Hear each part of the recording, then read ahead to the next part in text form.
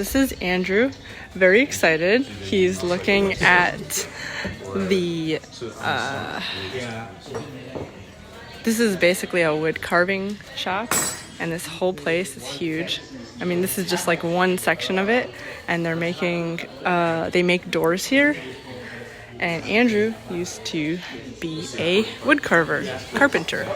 On a smaller scale, I think Andrew did tables, not doors, but so this guy's showing us his shop, his wood carving shop.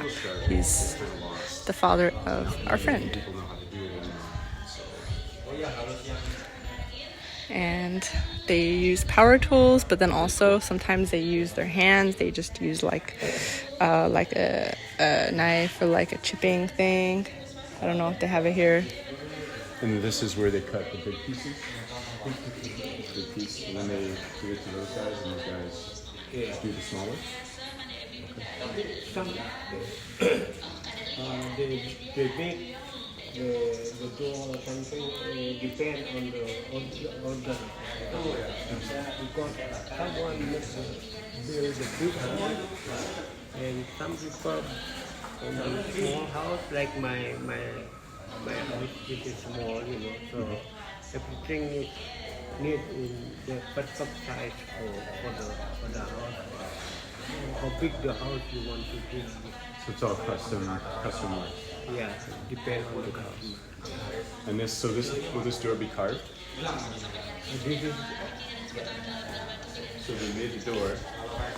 Now, this is antique.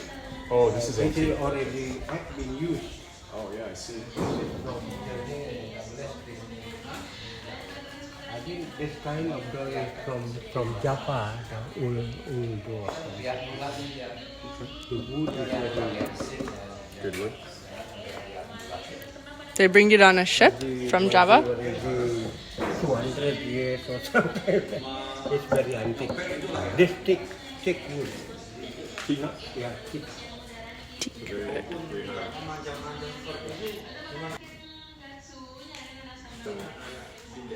These guys build the door, and then they bring it up, and then people carve it, and you print out the paper pattern, and you glue it, and then those guys follow the paper pattern.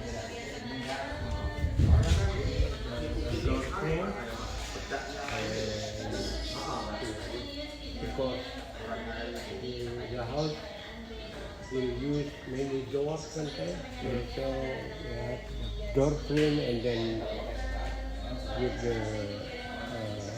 what do you call it, frame for each. So it'd be like the door and then the frame. And then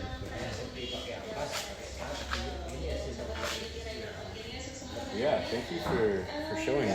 This is Oh, I'll show you guys some more. This is like the back area where they're carving some of these doors into shapes. This is a finished product, but I'm gonna show you guys what it looks like when they're finished, like a whole. They put papers on this. This is like how they figure out how to do the designs. I'm a little distracted by the radio in the background. This is like the back garage. And these are bigger wood boards. And this is the shrine in the back. And there's Andrew. And there's roosters now. And there's me. so the interior doors, they build them hollow. Yeah, there's nothing inside. It's just a very thin wood, and then it's hollow. So Yeah, like the doors from Home Depot. Yeah, so you can like push your finger through basically, and it will go through. But it looks like wood, but it's not. Sometimes it's cardboard that looks like wood. Very poorly constructed door. So no, In America. yeah, you would never find a good quality door like this ever. No. Everything is designed to be built so fast and cheap. yeah. So Yeah, because we have the technology for the to fast and then to now more hand work. Cool. Thank you for showing me. Thank you for showing me. Oh yeah. Can we go out through that place also again? Is that okay? Pardes likes the showroom, Showroom? with the big elephant. Yeah. Yeah, she likes that.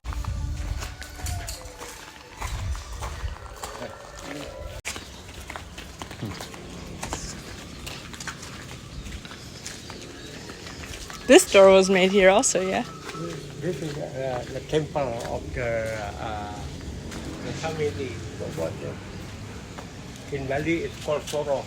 For the, in Bali, this is when you have from generation to the next generation, it's called Soro.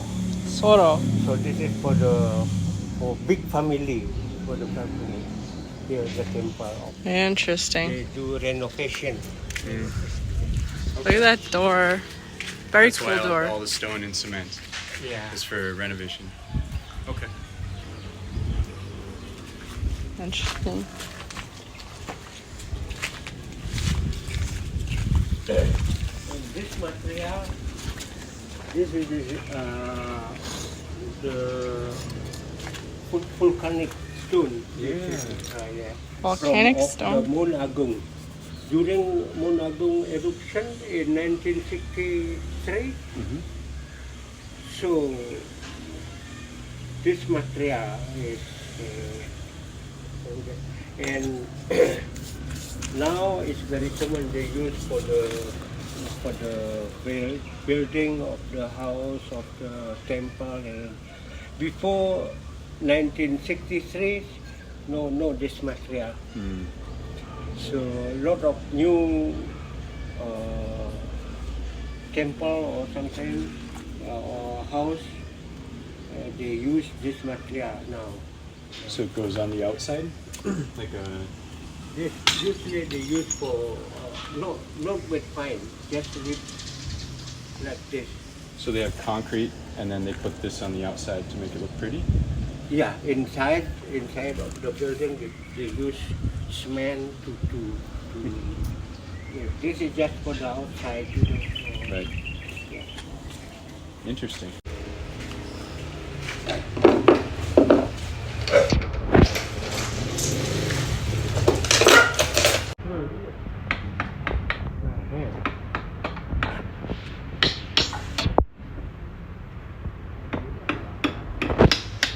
And this wood is soft or hard? Soft? Soft, yeah.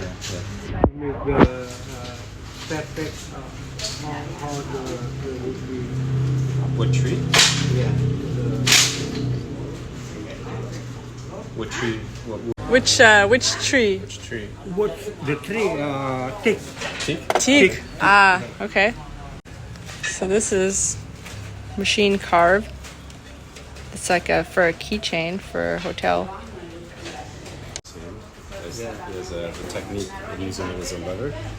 Like, that's developed over the course of a lifetime. Somebody who's just held that knife so many times and can do that. Yeah. Yeah. There's so many years to this. There's so many sections. Yeah, it's very. There's a lot going on there.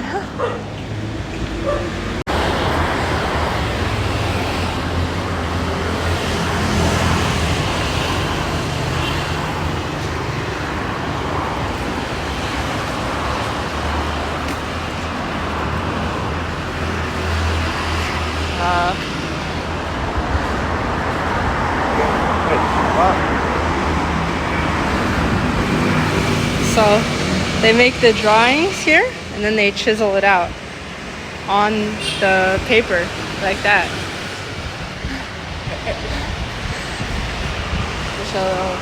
Hello.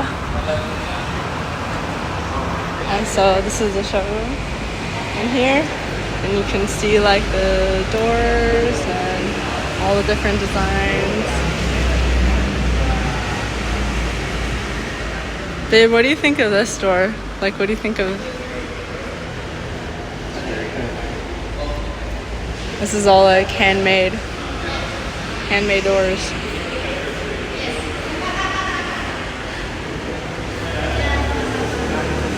There's like so many cool designs. Each one is like an art piece.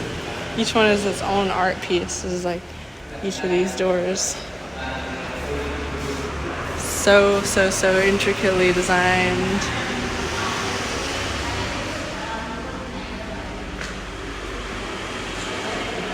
The sides.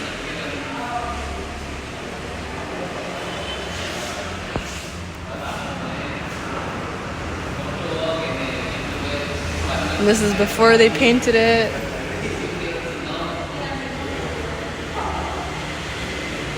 And those ones are cool. That's cool.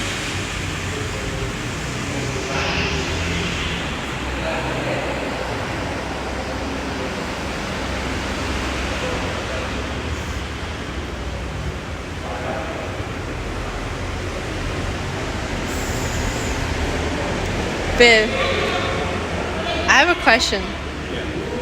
Do you think this stuff could be profitable in 2024 when they're competing with automation? Yes, because I think people are going to shift back towards authenticity. So Yeah. in a market that is doing well, I think people want to return to authenticity. But I can tell you, you just can't buy this stuff in the United States. Like it doesn't. Even if you have a lot of money, you can't buy this in the States? You would have to commission somebody to build it. And even if you commission somebody from the United States to build this, you won't find the workers that will be able to do this type of work. It'll be very difficult. This level of craftsmanship in this style. So you still think this could be profitable? Like if there is a way to ship it to the States? You'd have to know your market because your average American just isn't going to be able to afford this. Yeah. So you really have to know your market. You have to be selling to the right people. Like I think if you were to just like set up a store and have these pieces in there like a showroom, like I don't know how well you'd be able to do, but yeah, if you had a way to find the right customers, this would be very valuable. Interesting. Well, the right customers, I guess, would be right here in Bali, right? Because people that care about that stuff would kind of just come here. Yeah, but then you have lots of competition. Yeah. So if you take this stuff to somewhere where people have never seen it before, then it's more valuable. Like maybe to the States? Somewhere, yeah. Okay. So I saw it already earlier, but I just want to film it so that you guys can see it too.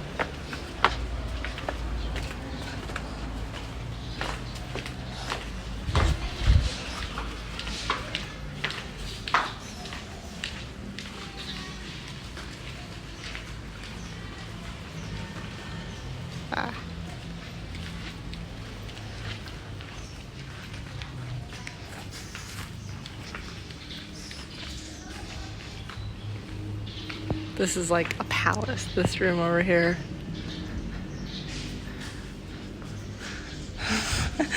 This is so cool. This room is, I think, the coolest.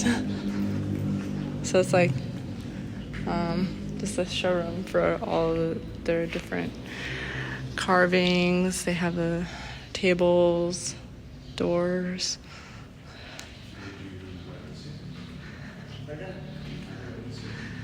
I love this palace look.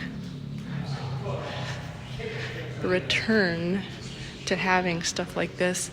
You don't have stuff like this in the West. You just can't. With automation, you just can't have stuff like this in the West, no matter how much money you have.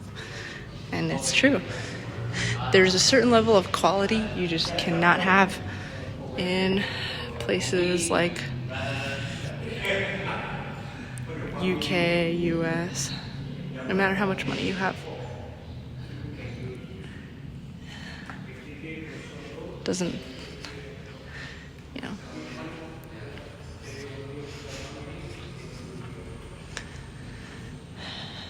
Wow.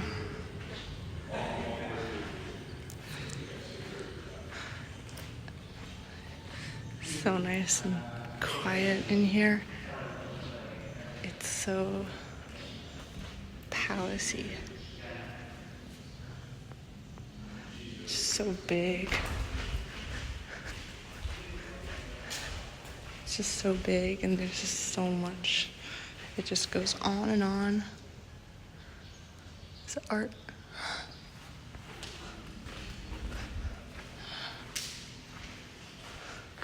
There's another one in there.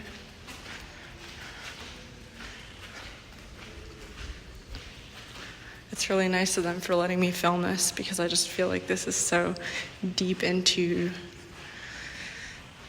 the property, and there's actually still a lot that I have not filmed, but I wanted to get as much of it as possible for you guys, just to see. Typical Balinese business. Very nice, very impressive. I cannot imagine anything like this back in the States. Ugh, my hair is so messed up. But yeah, it's very cool that I got to see. I thought it was just going to be like someone's work shed in the back. My friend said that we can see her father's workshop. This is it.